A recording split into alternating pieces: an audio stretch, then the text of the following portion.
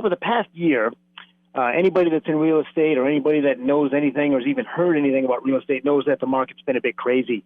We've seen a large amount of buyers compared to a small amount of sellers, which has done a couple of things to the market. It's pushed prices up, obviously, basic supply and demand. Everybody gets that.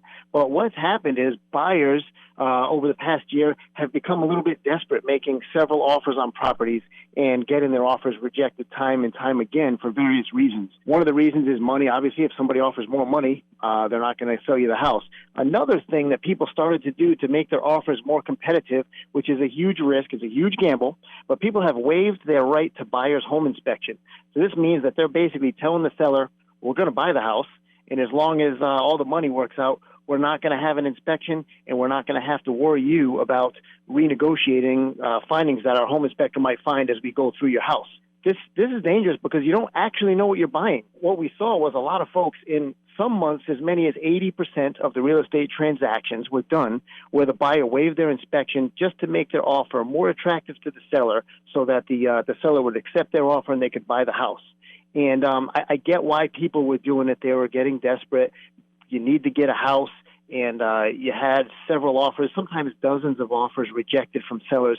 So you do that. You hear the sellers saying things like, we're not going to negotiate no matter what you find. This is the price, period, end of story. So the buyer thinks, well, they're not going to negotiate anything. I do have to make my offer more digestible for that person to accept it.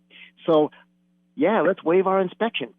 The problem that you run into when you waive your inspection is you just don't know what you're getting. You're making a huge investment, so you're buying a house for a few $100,000 or several $100,000, and then you're moving your family in there, and you don't really know anything about the house. The purpose of the house inspection is not to negotiate back with the seller. A lot of folks don't get that. When you're doing your home inspection, you're doing that for your information as a buyer so you can make a smart decision. You've got a house.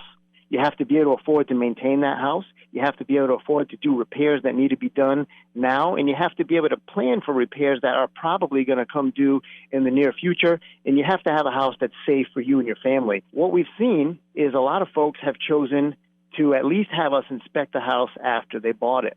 So we're seeing a lot of folks this year who waived their inspection.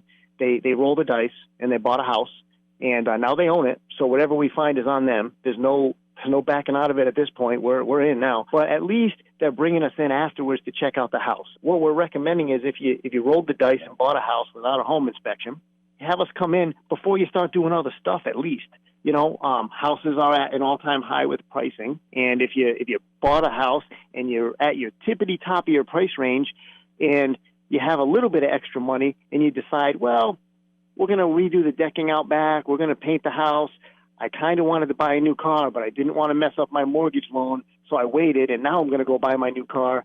Maybe have us come in and do an inspection first and make sure that you don't have a big, expensive item that needs to be remedied that might kind of prioritize your budget. We would say definitely inspect your house as part of your contingency period and get it checked out before you close on the house to make sure that you can afford to maintain that home. But if you didn't, and if you made that choice, don't compound a mistake by letting it go. You don't want to have your family in a dangerous situation, or you don't want to have issues with the house that you don't know about that become worse just because you neglect them.